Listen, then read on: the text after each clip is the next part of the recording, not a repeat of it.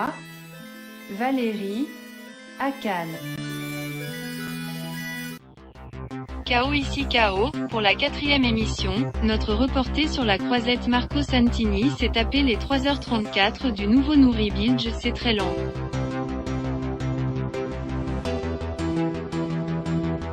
Du coup pour compenser il est allé voir le Almodovar qui dure une demi-heure.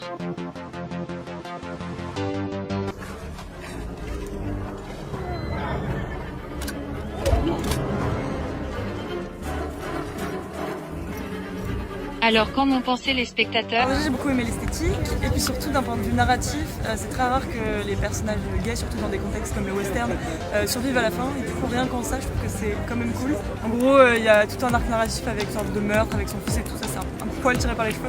Mais rien que pour la représentation où on n'en sort pas hyper cynique, je suis contente. C'est cool de aussi avoir des personnages queer qui sont pas que sous le prisme de la violence. Direction les sélections parallèles maintenant.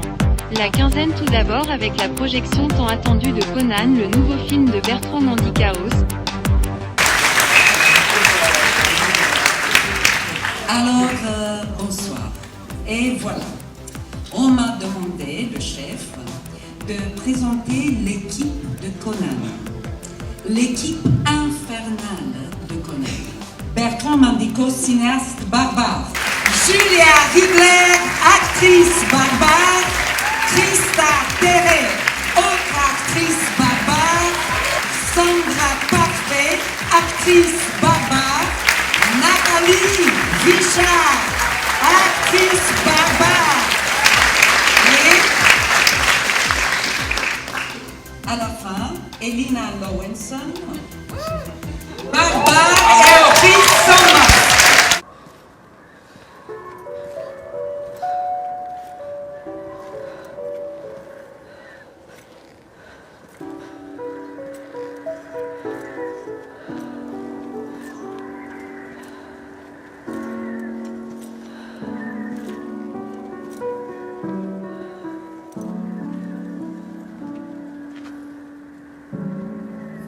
Salut Conan. Tu sais qui je suis? Non? Je suis toi. Toi à 25 ans. Verdict à la sortie. Conan la barbare, c'était vraiment, je trouve très stylé visuellement, il y a beaucoup de costumes impressionnants et aussi c'est très gore, mais voilà, c'est amusant. J'ai pris mon pied. C'est magnifique, c'est sublime. À chaque fois c'est une marche au-dessus, ça devient de plus en plus pas radical au sens difficile, mais radical au sens de création artistique. Oh my god Marco, c'est le chef opérateur là, pose-lui une question. Allez-y, filmez, maintenant. Bertrand, c'est un cinéphile qui a énormément de culture. En prépa, il va envoyer 100, 200 photos de rêve, que ça soit, mais alors c'est pas forcément que des films, hein, ça peut être des photos de mode, ça peut être... Et c'est des rêves pour les costumes, pour les décors, pour la lumière, plein de choses. À travers ça, essayer de cibler un peu l'essence, la chose importante, la chose à faire ressortir. On savait qu'il allait y avoir une grosse partie du film en noir et blanc.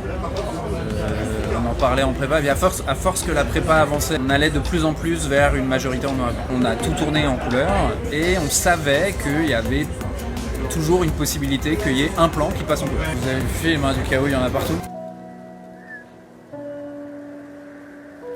Embrasse-toi.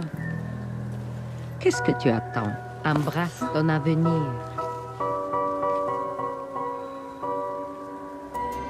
Direction maintenant la semaine avec un autre film de genre français très attendu. C'est toujours difficile de dire des bons mots. Je suis ravi d'être là parce que le premier objectif du film, pour moi, c'était de ne pas mourir.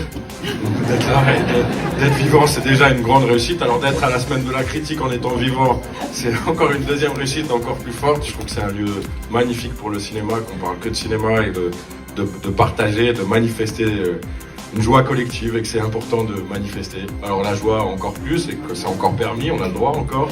Donc merci. Attends, tu regardes.